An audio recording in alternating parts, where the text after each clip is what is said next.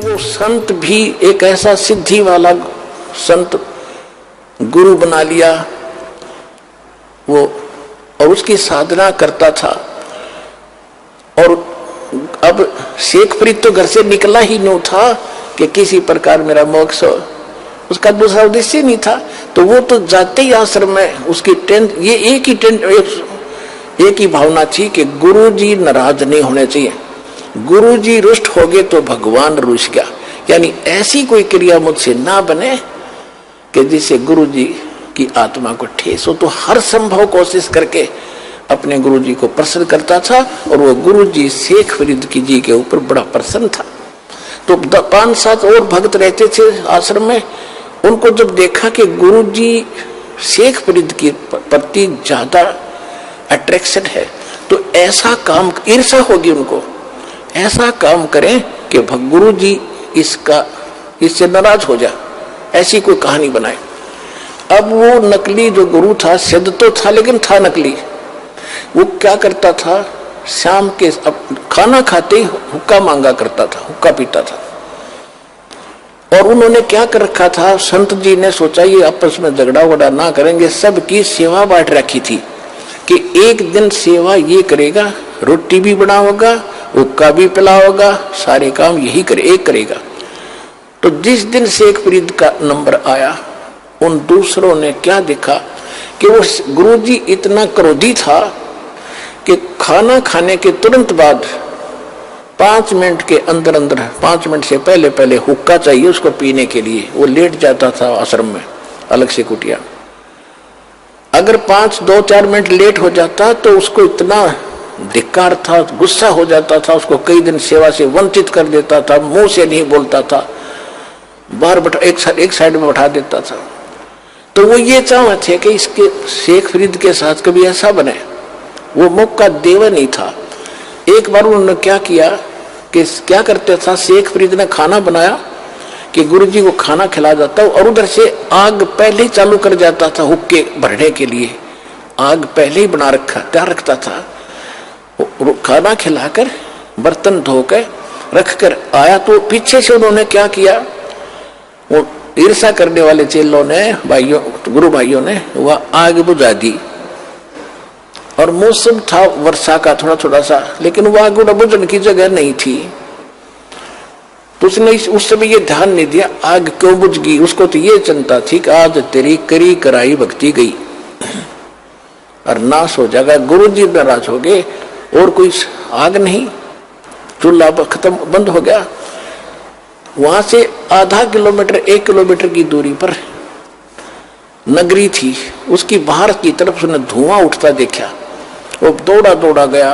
एक माई भोजन बनाने की तैयारी कर रही थी, ऐसे चमास यानी वर्षा के मौसम में लकड़ियां भी अच्छी नहीं, गिल्ली गैली सी हो जाती हैं। वो मुश्किल से आग फूंक मार कर बनाओ थी, धुएं में आंखें लाल हो रही थी। और शेख फरीद भाग्या गया कि माई आग दे दे, माई आग देना, माई आग देना। उसने देखा बाबा जी आ गया। वह थी गुस्से वाली, कहने लगी आग अच्छे नहीं मिलती, आंख फुड़वानी पड़ती, आंख फुड़वा ले तू अपने, तू फुड़वा ले आंखें। अब उसने सोचा भाई आग मिल जानी चाहिए, गुरु जी प्रसन्न हो, आंखें फुड़वा लूंगा। माई ले, उन्हें चिमटा दे के आंख काट के दर्दी, ले माई मैंने आग दे जल्दी, मेरे गुरु जी दुखी हो जाएंगे। और माई ने देखा तो उस बाबा का चेला है, गुस्से में कह दी वाडर की कि वो तो शराब देगा, तेरा नाश होगा। उसने तो सारी आग निकाल दी जितनी बना रखी थी धड्डे बाबा जी। वो गाल के तो भाग लिया। उसने देखा कि आंख ताड़े छोड़ गई। अब रात होगी, रात न और सजावा कैसे। उधर से लड़के ने अपना पल्ला बांध, एक आंख पर ऐसे कपड़ा बांध लिया, गिर लिया मुंडा उसके ऊपर। और गुरुजी ने पहली आवाज दी थी, आश्रम में प्रवेश हुआ था, अरे शेख फरीद इतनी देर कैसे लगा दी हुक्के को। दूसरी आवाज जब दी, रहा कहां मर गया शेख तू, फरीद कहां मर गया। आया गुरुजी, आ गया गुरुजी, भाग दौड़ के हुक्का दर्जिया चलम। हुक्का दर्जिया तो देखा राग का क्या लग गया, आपकी दया है गुरुजी, कुछ नहीं लगा। वो भी कि मैं तो नाज का नसार कुछ फिर होके खा, वो गुरुजी तो पी के सो गया। वो सारी रात बेचारा जैसे दुखी सुखी रात काटी। माई ने रात नींद नहीं आई, वो तो सुबह उठते ही एक और सहेली को लेकर साथ में और उस आंख को लेकर गुरुजी के पास गई, संत के पास, और माफी मांगे, नाक रगड़े, मुझसे गलती होगी। माई ने सारी कहानी बताई। वो संत पूछा, रे बात क्या है? कि आपका चेला गया था, आग लेने गया था, मैं गुस्से में थी, मैंने कह दिया आंख फोड़ ले, आंख फूटने से आग मिलती है, आंख फुड़ा रखी मैंने तो भी फुड़वा ले। उसने सचमुच आंख निकाल कर दर दी, बाबा जी मैं तो घनी दुखी होगी, मेरे गलती होगी, माफ करो। तो उसने देखे कौन गया था कि पता नहीं, मैं नाम तो नहीं जानती। गुरुजी ने पूछा, रे शेख था कल तो भाई, वो फरीद था, फरीद बोला सारे आगे। और बेटा क्या हो गया, तेरी आंख को क्या तकलीफ होगी? हक आपके रहते गुरुजी, क्या हो गया मेरी आंख को? कुछ नहीं होना, ये माटी आपकी, ये शरीर आपका दाता, आपके निमत लगे।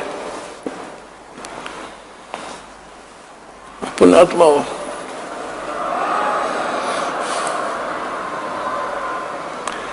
अब ऐसी समर्पित आत्मा और कहा जीवन नाश कर गई। दास ये बताना चाहता आपको। तो उसने कहा कि बेटा खोल इस पट्टी को। उन्होंने पट्टी खोली, आंख ठीक ठाक होगी, सब आंख होगी पर होगी छोटी, दूसरे वाली से छोटी होगी पर आंख ठीक ठाक होगी। और वो आंख पड़ी माई के बर्तन में। अब उस कारण से सारे नगर में आसपास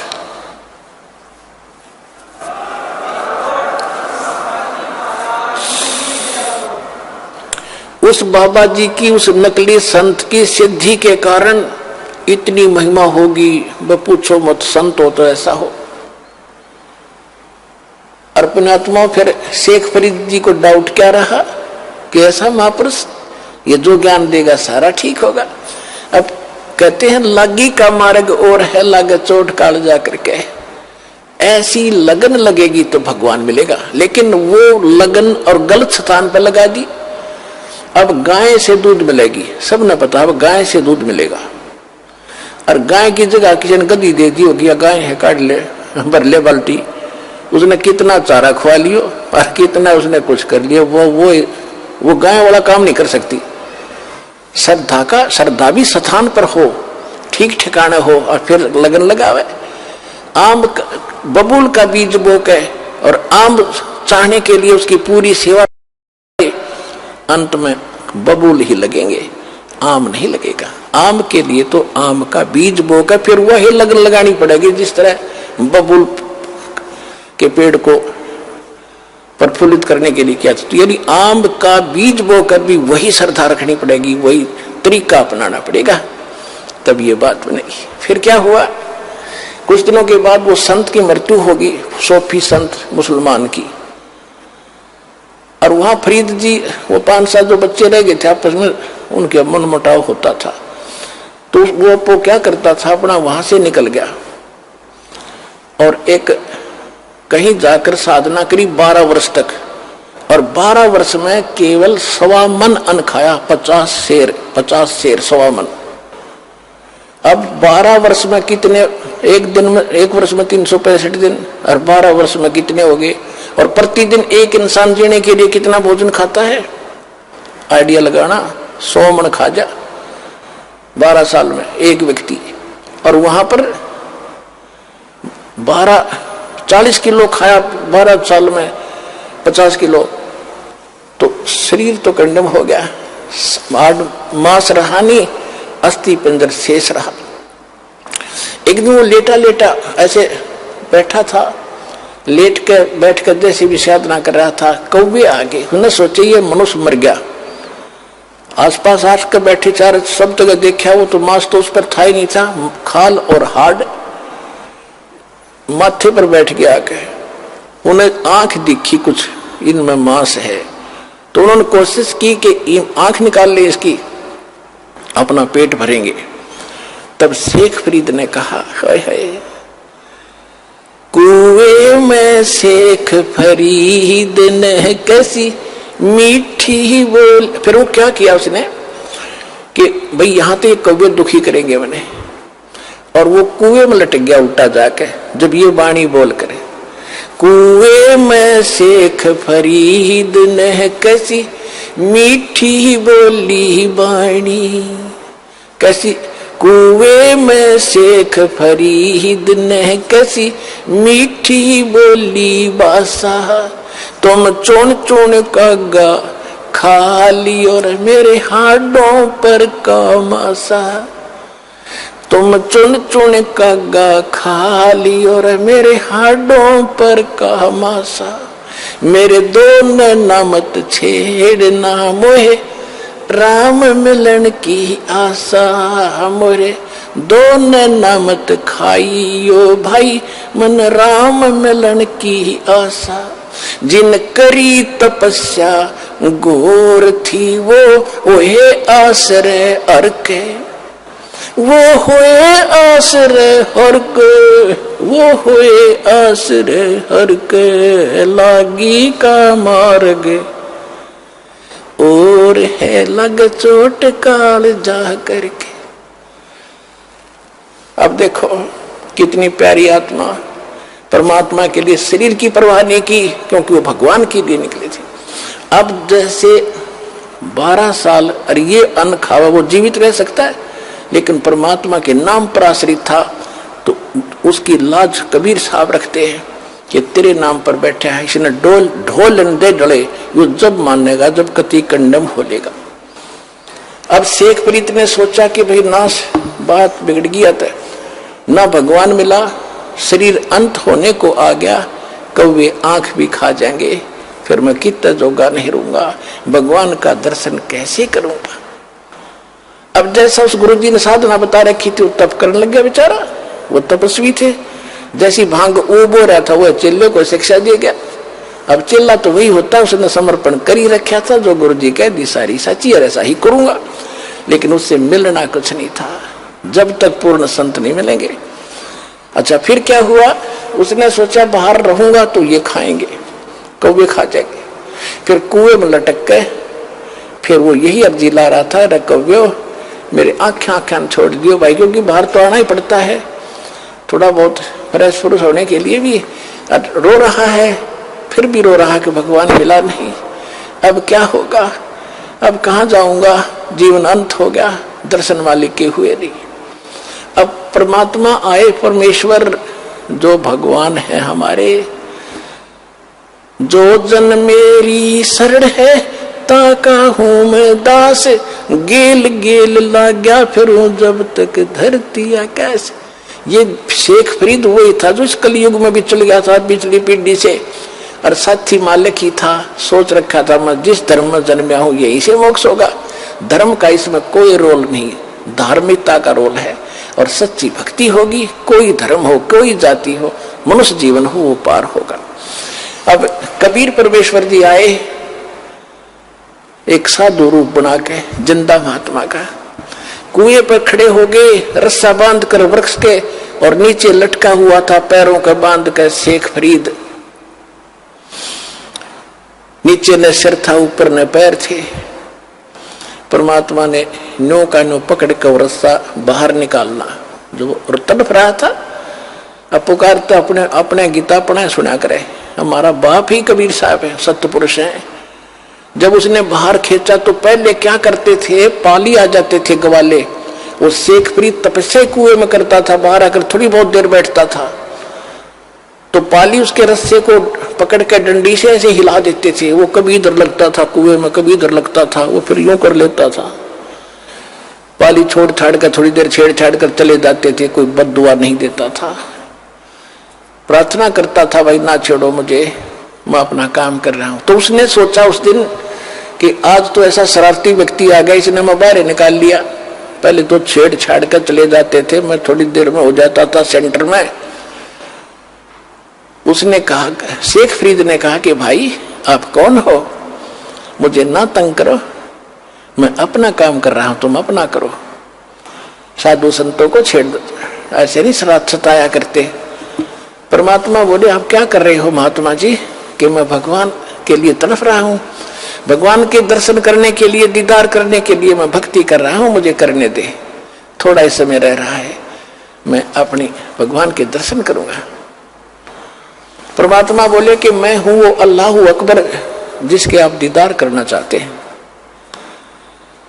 अब वो कहता है शेख फरीद है कि नहीं ऐसे ना बोलो, ऐसा मत बोलो। ऐसा जो कहता है उसको पाप लगता है। अल्लाह कभी पृथ्वी पर नहीं आता, अल्लाह दर्शन नहीं देता, वो तो पर्दे के पीछे से बोलता है। परमात्मा बोले आप किस लिए यहां कर रहे हो? आप कह रहे हो कि मैं भगवान के दर्शन के लिए और प्रयत्न कर रहा हूं, दीदार करूंगा उसके। और भगवान कैसा है? आप कहते हो भगवान तो बेचून है, निराकार है। कबीर साहब वो खुद कह रहा है कि भगवान तो निराकार है, वो तेरे जैसा नहीं हो सकता, तुझे पाप लगेगा।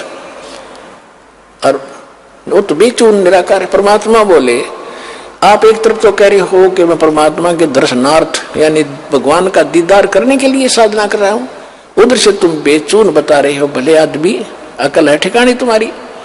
थ्योरी क्या है और साधना क्या तुम्हारी? कहते गाम का और ज्ञान का तो इतना चमका ऐसा होया करे, एकदम गटके पट खोलने से जाता है ना। तो आए रहे थे इससे काम के लिए कि वो मरेगा, खत्म हो जाएगा, नहीं तो एकदम सारी बुद्धि चेंज होगी, रत तेरा गजब हो। उधर तो हम उसको निराकार मानते हैं, फिर दर्शन के लिए बकारा खेते के दर्शन होंगे, अल्लाह तुम्हें दिखाई देगा। नो के नो पैर पकड़ लिए, उल्टे लटके लटके रहे, क्योंकि ऐसे लटका रखे थे, वार्ता हो रही थी। नो के नो पैर पकड़ लिए, नो सोचा कि भगवान तो नहीं हो सकता, अल्लाह तो नहीं हो सकता, पर बाखबर जरूर है। जो सूरत फुरकानी, कुरान शरीफ में सूरत फुरकानी 25 आयत 52 से 59 में स्पष्ट किया है कि जिस परमात्मा ने 6 दिन में सृष्टि रची, 7 महीने तख्त पर जा बैठा 7वें दिन, वो अल्लाह कबीर है। उसकी खबर कोई बाखबर से पूछो, वो जानता है। तो शेख फरीद जी को पक्का विश्वास हो गया, अल्लाह नहीं तो अल्लाह का जानकार जरूर मिल गया, बाखबर मिल गया, इल्म वाला। चरण पकड़ लिए, परमात्मा ने खोल कर रस्सा बैठा लिया कि बैठ जा, मैं बाखबर हूं और मैं तत्वदर्शी संत हूं, तू अल्लाह ना मानना। ठीक है। कहते इस शरीर के साथ क्यों दुश्मनी कर रखी है, मुश्किल से मिलता है, इतना भी ना खाओ। कहते इतना भी ना खाओ अंगड़ाई टूटे, आलस हो जा, इतना कम भी मत खाओ कि आपकी क्या हालत हो रही है। आप वचन कब करोगे, आपकी तो बुरा हाल हो रहा है, खाने पीने सूखा पड़ा शरीर। श्रीमद् भगवत गीता अध्याय नंबर 6 के श्लोक 16 में लिखा कि अर्जुन, ये योग यानी भक्ति साधना न तो ज्यादा खाने वाले की या बिल्कुल ना खाने वाले की, या ज्यादा जागने वाले की और न ज्यादा सोने वाले की, किसी की सफल नहीं होती। सूक्ष्म वेद में बताया है कि प्रथम अंदल संयम रखे, संयम करे खाने और पीने पे, और योग युगत सब सतगुरु भाखे। ये सब तरीका वो सतगुरु बतावेगा जब कभी आवेगा। तो कैसे भक्ति करनी चाहिए, कैसे रहना चाहिए, इन पिछले वालों की तरफ ना झांकना। उनने किक के डले ढोए थे, उनको खाक मिला, तब परमात्मा ने उसको कुछ आहार कराया, फूल फल खवाए, वो तो ताकत साथ थी दाता की। फिर उसको नाम दिया और कहा अब होगी तेरी मुक्ति बेटा। जब शेख फरीद की मुक्ति हुई, पुण्यात्माओं आप उन पुण्यात्माओं में से हो, परमात्मा आपको इकट्ठा कर आज लाया है, आपको सहज में वो मार्ग मिल गया है। इसकी भक्ति करो और सच्चे दिल आखिरी सांस तक लगे रहना, संसार की तरफ ना देखना, तुम्हारा बेड़ा पार होगा, तुम्हारा मोक्ष होगा।